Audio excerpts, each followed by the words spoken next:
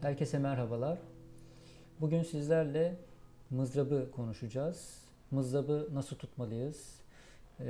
Mızrabı tellere nasıl vurmalıyız? Hangi açıyla, hangi sıklıkla yani sıkmalı mıyız? Gevşek mi bırakmalıyız? Hangi tür mızrap kullanmalıyız? Bunları konuşacağız. Şimdi öncelikle mızrap çok önemli bir materyal ut için. Bizim uttan doğru bir ton, iyi bir ton çıkarmamız için mızrap çok önemli bir araç.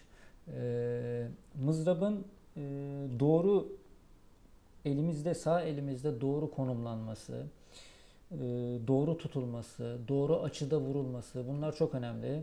Doğru şiddetle, tabii ki bizim mızrabımızı vururken, biz icra ederken enstrümanımızı farklı şiddetler uyguluyoruz müziğimizi yaparken. Bunlar mızrabımızın açısıyla, mızrabımızın elimizin içinde konumlanmasıyla ve mızrabın malzeme kalitesiyle, yani kalın mı, ince mi, sert mi, yumuşak mı, bunların hepsi bu tonun oluşumunda doğru tonu, güzel tonu bulmakta çok önemli etkenler. Şimdi öncelikle biz mızrabı size tutuluşunu, açısını anlatırken 4 farklı açıdan göstereceğim. Öncelikle bunları belirteyim. Mesela biraz sonra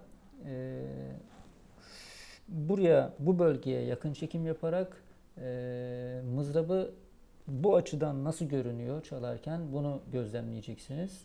Daha sonra ben mızrabı elimde nasıl tutuyorum, karşıdan nasıl görünüyor size bir yardımı olması açısından yakın çekim bir çekim daha yapacağız. Ve bir yakın çekimde şu açıdan yaparak mızrabı ben icra ederken bu açıdan nasıl gözüküyor? Bu da size oldukça yararlı olacağını düşündüğüm bir açı. Bunları birazdan hep beraber gözlemleyeceğiz. Şimdi mızrabımızı ton olarak neden bu kadar önemsiyorum? Ondan kısaca icra ederek size bahsetmek istiyorum. Şimdi biz bileğimizden hareket ettiğimiz için, yani biz üst alt yaparken mesela bir kere mızrabı kullanırken şunu, bu çok güzel bir tabir. Bunu her zaman ben öğrencilerimle paylaşıyorum. Herkes evinde herhalde çorba karıştırmıştır. Çorbayı şu şekilde karıştırırız. Veya pilav yapmıştır veya görmüştür. Pilavı nasıl karıştırırız? Şu şekilde karıştırırız.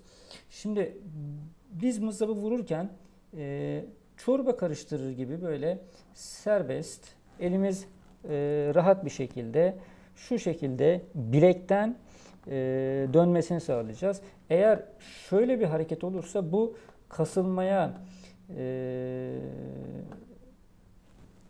kasılma meydana geldiği için, kasılma oluştuğu için bizi sert bir ton oluşmasına sebep olacaktır. Mesela bu bölgeye yakın çekim alalım şimdi. Oradan ben size nasıl bir açıyla vurduğumuzda veya nasıl bir kasılma olduğu zaman nasıl bir ton çıkıyor, gevşek bıraktığımız zaman nasıl bir ton çıkıyor, bunları daha detaylı olarak göstereyim. Şimdi bu yakın bölgeden alalım. Şimdi öncelikle farklı açılardan da göstereceğimi size belirtmiştim biraz önce. Farklı açılardan göstereceğim, hiç endişe etmeyin. Ama buradan gördüğünüz kadarıyla mızrabı şu şekilde tutarak, yani en önemlisi aslında burada şöyle değil, biraz birinci parmağın şu ilk boğumunun üstüne geliyor ve baş parmak çapraz, mesafe şu kadar diyebiliriz. Ve burada aslında açı önemli. Yani ben dördüncü parmağım şu parmak bakın neredeyse kapağa değecek. Kapak yani şöyle değil bakın. Böyle bir vuruş değil. Böyle vurmuyorum ben. Bu bakın beni zorluyor zaten. Kasılıyor bileğim. Farkındaysanız şu an resmen pilav karıştırıyorum. Bu yanlış. Biz açıyı şu şekilde yapıp bakın bilek rahatladı. Bilek dönüyor. Şimdi kasılmış haliyle yapıyorum. Bakın kasıldı bilek. Zaten ton da sert çıkmaya başladı. Şimdi gevşek bırakıyorum. Gevşedi. Bunlara dikkat ediyoruz. Bilekten olacak ve şu şekilde değil, şu şekilde olacak. Biz mızrabı vururken geniş açılarla yaptığımızda bir kere zaten bu ton mevzusunu da yavaş yavaş anlamaya yardımcı olacaktır bu geniş açılar. Şimdi mızrapta diğer açılarda tekrar göstereceğim, tekrar belirtiyorum. Bir kere mızrabı sıkmayacağız hiçbir zaman. Eğer sıkarsak ton sertleşmeye başlar. Yumuşak ton elde edemeyiz. Sıkmaktan ne demek istiyorum sıkmayın derken? Şunu demek istiyorum. Şimdi bakın eğer biz mızrabı sıkarsak ben bu mızrabı buradan çekemiyorum. Alamıyorum. O zaman şöyle bir ton çıkar. Çok sert bir ton çıkıyor şu anda. Şimdi bakın gevşek bırakacağım.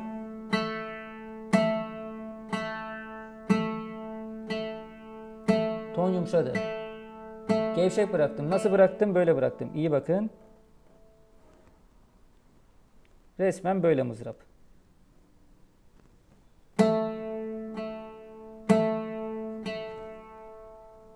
Bu şekilde. Peki mızrap nasıl düşmüyor diyeceksiniz.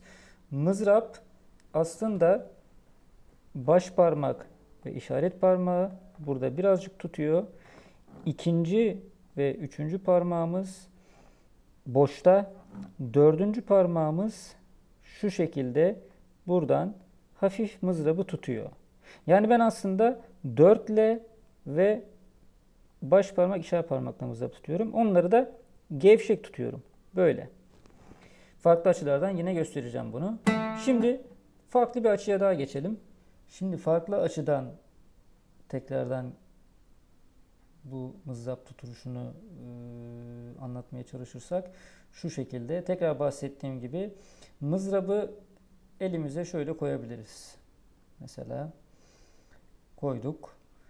Hatta isterseniz bunun fotoğrafını da çekebilirsiniz. Cep telefonunuzda bulunur. Bunu günlük hayatta pekiştirene kadar bakmanızda belki yardımcı olur. Şimdi daha sonra şu şekilde bakın baş parmağım ve işaret parmağım tutuyor. Buradan da dördüncü parmağım, serçe parmağım tutuyor. 2-3 boşta. Daha sonra ben şu şekilde gelip ne demiştik? Şu yanlış. Bakın kasılıyor. Elim kasılıyor. Şu açıyı yapmamız lazım.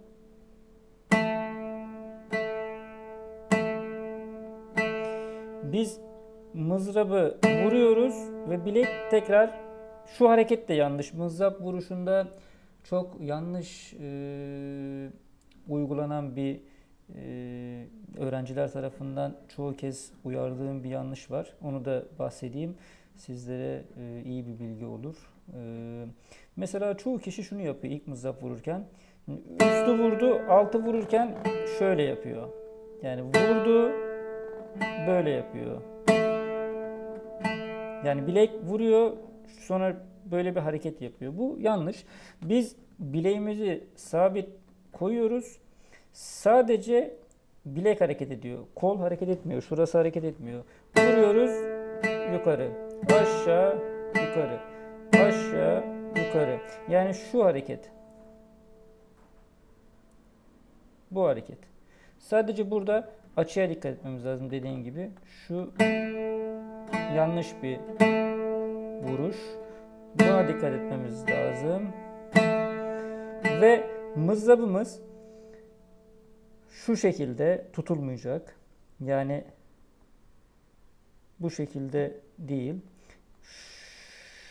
İkisinin böyle baş parmakla işaret parmağının arasından çapraz bir şekilde çıkacak. Ve şu kadar çıkması kafi. Hatta buradan şunu da gösterebilirim. Biz mızrabı şu şekilde tutmayacağız. Şöyle değil yani. Bu şekilde tutarsak şöyle oluyor bakın. Bu yanlış bir tutuş. Mızrabı şu şekilde tutmamız lazım. Çapraz. Yani şöyle değil. Şöyle. Şu şekilde. Ve bu kadar uzunluk kafi. Yeterli. Şu şekilde. Ve tekrar söylediğim gibi gevşek bırakmamız gerekiyor. Gevşeklikten kastım şu.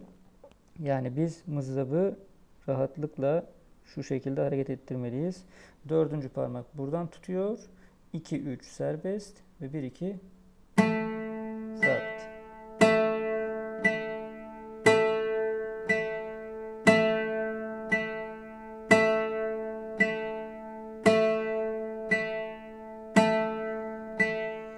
Umarım mızrap tutuşunuzda yardımcı olacak, sizi geliştirecek bir video olmuştur.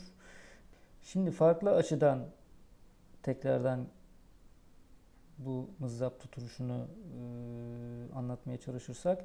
Şimdi mızrabı tutarken şu şekilde tutmak yanlış.